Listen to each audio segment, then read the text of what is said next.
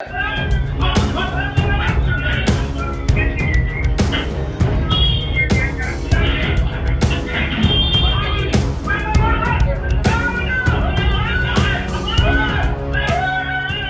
का सीबीआई दफ्तर।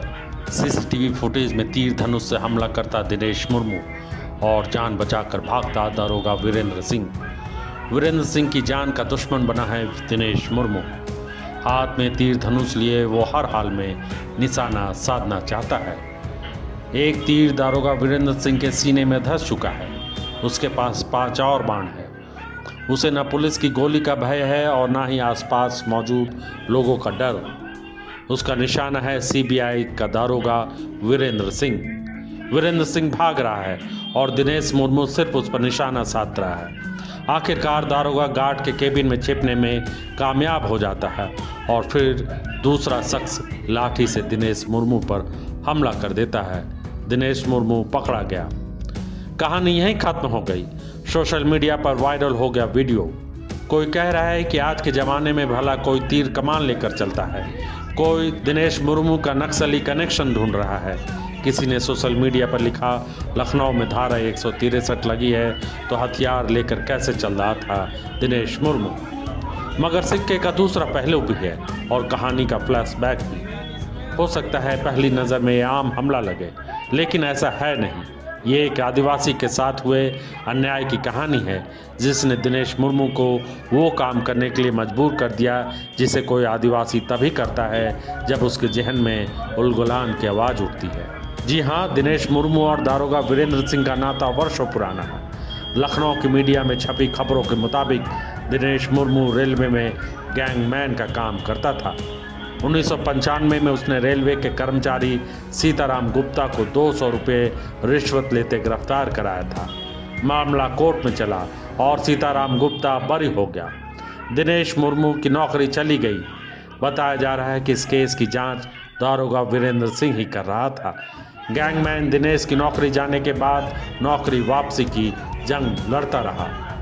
तारीख दर तारीख और तमाम अदालतों के चक्कर काटने के बाद भी जब नौकरी वापस नहीं मिली तो दिनेश मुर्मू हताश हो गया। वो दारोगा वीरेंद्र सिंह से मिलने की कोशिश करता रहा, लेकिन लखनऊ में सीबीआई के दफ्तर के अंदर उसे जाने नहीं दिया गया।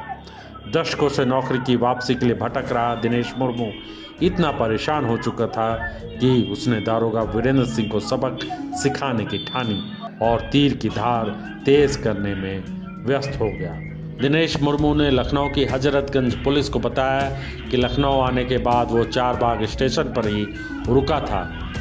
वह दारोगा वीरेंद्र सिंह को तलाशते हुए सीबीआई दफ्तर गया, पर उससे मुलाकात नहीं हुई। शुक्रवार को दोबारा सीबीआई दफ्तर पहुंचा, जहां उसने वीरेंद्र सिंह को देखते ही बाण से हमला कर दिया। सीबीआई दफ्तर में दारोगा पर हमला करने वाले दिनेश मुर्मू को अपने किए पर कोई पछतावा नहीं।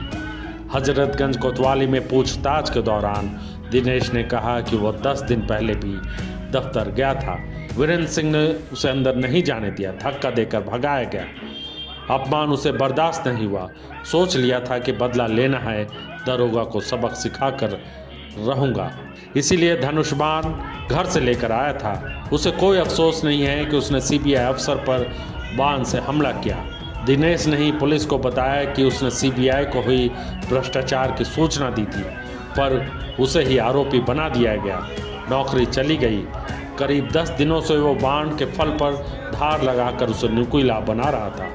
दिनेश मुर्मू बिहार के मुंगेर के हवेली खड़गपुर के रमनकाबाद पश्चिमी पंचायत के रारोडी का रहने वाला है। शादी के बाद वो अपनी ससुराल हरकुंडा में ही बस गया था। पत्नी रिपिया देवी समेत 3 पुत्र, जिसमें 35 साल के प्रदीप मुर्मू, 26 साल के दिव्यांग पुत्र शिवेंद्र उर्फ लालू और 15 वर्षीय सुरेश मुर्मू और 2 पुत्री शारदा और कविता है, जिसमें शारदा की शादी हो चुकी है। रेलवे से बर्खास्तगी के बाद फटेहाल जीवन जी रहा है परिवार। पत्नी रिपिया देवी और दिव्यांग पुत्र शिवेंदु ने बताया कि रेलवे से बर्खास्तगी के बाद दिनेश मुर्मू काफ़ी परेशान रहता था। कोर्ट कचहरी के चक्कर लगाने के बाद वो थक चुका था। मामले में 2 बार जौनपुर और दिल्ली का तिहाड़ जेल जा चुका है। परिजनों ने बताया कि दिनेश मुर्मू मुकदमे को लेकर पूरी तरह बर्बाद हो गया है। स्थिति ऐसी है कि परिवार का भरण पोषण मुश्किल हो रहा था। शायद इसी परेशानी से उन्होंने यह कदम उठाया। जाहिर है दिनेश मुर्मू का यह कदम कहीं न कहीं उस व्यवस्था पर सवाल उठा रहा है जिसने भ्रष्टाचार के खिलाफ मदद करने वाले को इस हाल तक पहुंचा दिया कि सीबीआई के दरोगों पर हमला करने के लिए मजबूर होना पड़ा।